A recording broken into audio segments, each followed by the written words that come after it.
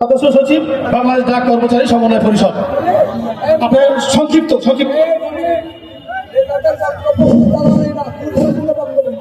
বিসমিল্লাহির রহমানির রহিম।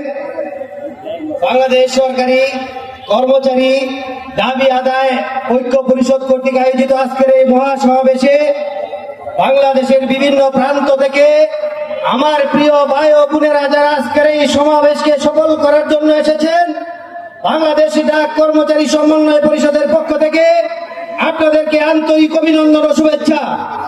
সংগ্রামী সাথী বন্ধুরা আমার, আজকের এই মহাসমাবেশ সকাল থেকে যে শুরু হয়েছিল, আজকের এই সমাবেশের এই অবস্থা দেখে মাননীয় অর্থ উপদেষ্টা নিশ্চয়ই টের পেয়ে গেছেন।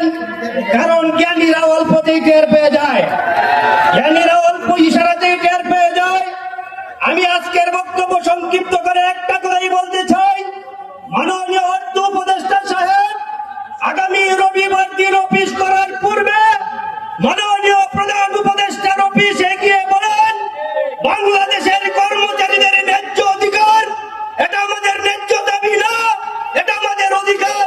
বকেয়া দাবি, বকেয়া যে পে স্কেল আমরা 19 সালে পাওয়ার কথা ছিল, সেই পে স্কেল 2025 সালেও পাই নাই। এইটা এদেশের 18 কোটি মানুষ মানবে না।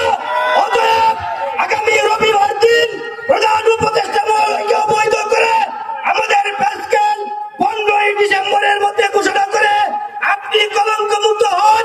আপনি এই সরকারের, এই বাংলাদেশের একজন কর্মচারী ছিলেন, আপনি বাংলাদেশ ব্যাংকের গভর্নর ছিলেন।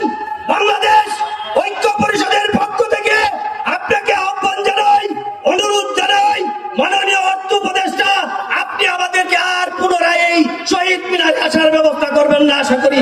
সবাইকে ধন্যবাদ, অসংখ্য ধন্যবাদ।